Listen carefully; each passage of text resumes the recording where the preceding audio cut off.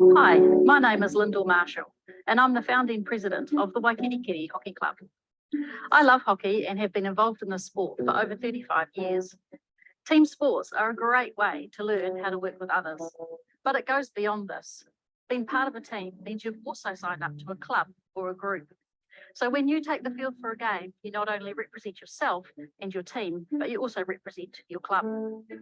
The third strand of Year 2 Tangata is Others Matter. This is about looking outside of yourself and your team and considering the needs of others. There are a lot of people helping run your club so that you can enjoy playing the game. Your parents get you to the game, the coach and managers run the team. There are umpires and committees. For a club to function well, there are jobs that need to be done, and often these jobs require a little bit of time and sometimes don't carry a lot of prestige, but they are jobs that help you succeed and the success of the club. Looking beyond ourselves and considering the needs of others results in a healthy club environment, making you have a better sense of belonging. And surprisingly, you will find that it makes you feel more valued. So have a think about how you and your team can demonstrate this third strand of Year 2 Tangata, Others Matter. This idea is not limited to your group or your club. You could do something for your parents, your friends, your siblings, your teammate or your coach. At any time, you can show them how they are valued and that they matter. Remember, others matter. Year 2 Tangata.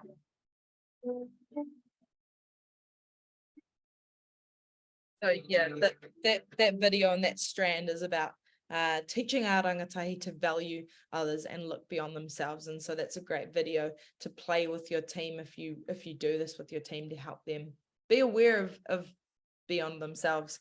So this is our website. It's just etutangata.nz.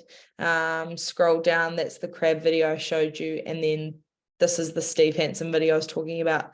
But if you hit get started, this is where you make a free login. Obviously down here we've got an educator space and we've also got a sport and rec space. Encourage you to check them both out. All of the videos that I've played today, plus a lot more here. But one other thing I wanted to show you was, let's move this, a few key resources that are targeted at some of the questions that were asked. This team treaty exercise, team treaty here, identity, building your bridge, building team confidence, setting positive team culture and team selection would all, and making effective use of coaching staff would all be resources that I feel like would be good to touch on in terms of a few of the questions that have been asked around team selection and team culture and that kind of stuff. But also, there's so many resources on here. Definitely would recommend looking at the education space, particularly if you coach young children. The sport and rec space is mostly targeted for sort of rangatahi, like teenager space, but this has got a lot of resources for the younger years, as you can see. But that is our kite. Definitely well worth looking at. I hope this has been helpful. I hope that it's left you with some practical things, but definitely would go onto the website, create a login and check out the resources. And here is my email. Get in touch. We run workshops with clubs and teams. I'm happy to have a catch up. Any questions, happy to have a phone call, happy to grab coffee. Let me know, but feel free to get in contact. Sam? I had one question. The Ministry of Social Development did ask for migrants and refugees who do have issues with their self-esteem, and perhaps rightly so. Not rightly so. Not that's not the right word. They have issues with the language. They have issues with the language, with the culture. They're all recent. Any particular ways of building them up? Like, for example, you might not even know that they're fast runners, so you can't really encourage them that way. So is there any way of kind of getting them? It'd just be the same thing. It's just people don't know their value regardless. And so encouraging them in ways that you can encourage them will give them the confidence to be able to step out. And they may know they're a fast runner and you don't, but by simply showing them that they have value and by simply encouraging them, they're building the courage to then step out into the things that they know that they are good at. But simply encouragement goes such a long way in terms of showing someone their value. And when they start to know their value, they'll feel confident to step out.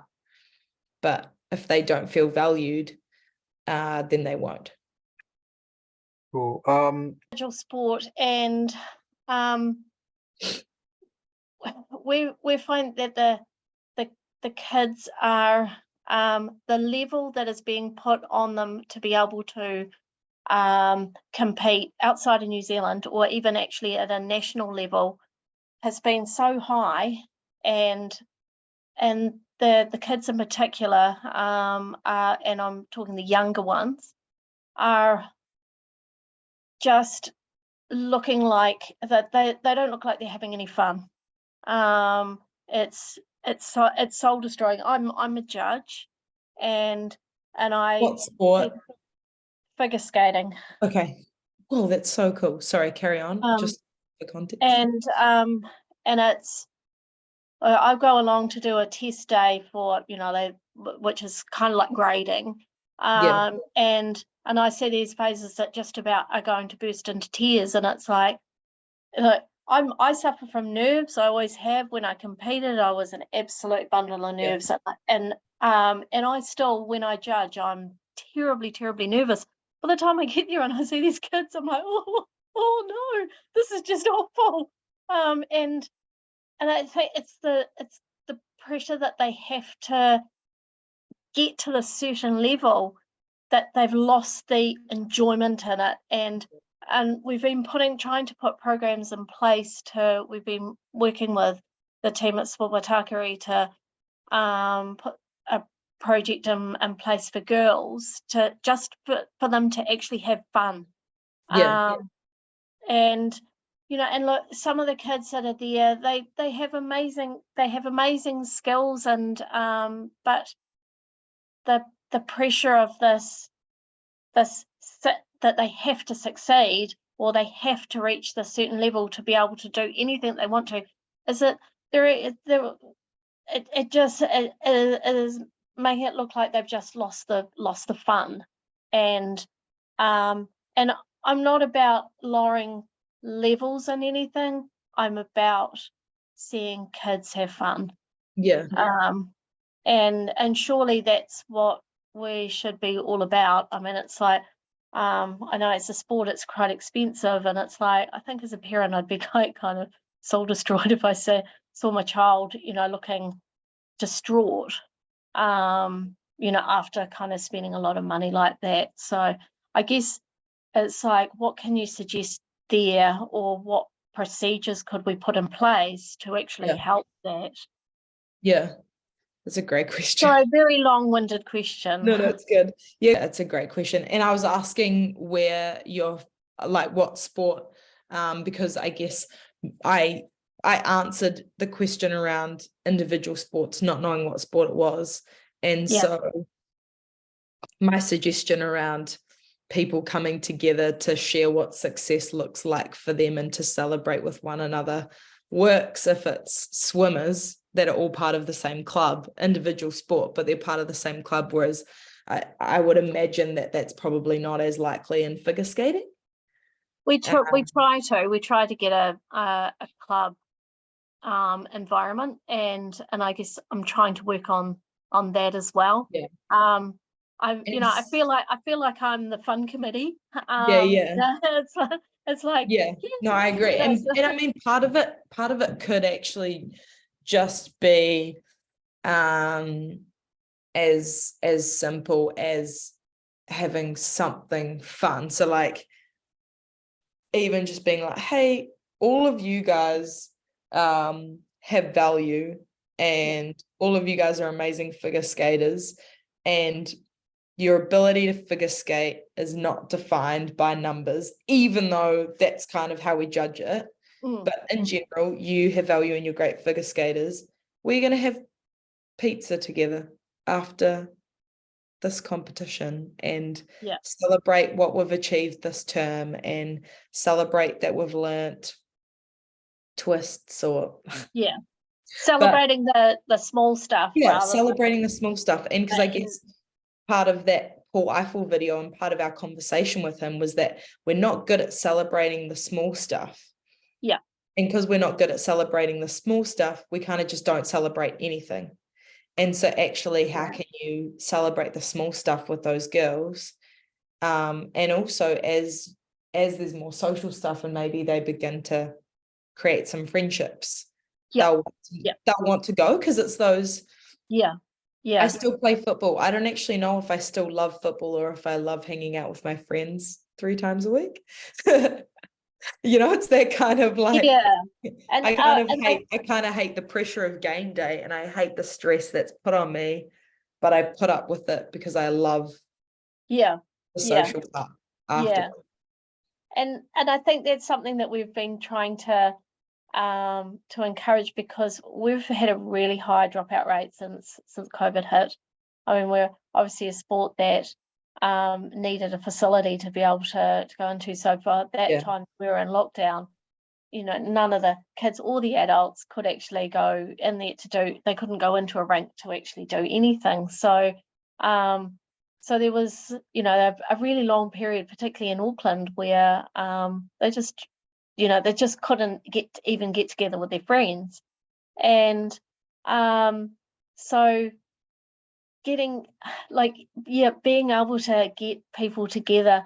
And what we found after that kind of period is that this dropout rate was huge. Like we were just and it was like the kids had been used to being able to do kind of things before, but they've all of a sudden had this kind of almost a 9-month kind of period where they weren't, all they were able to do was to do stuff off the ice.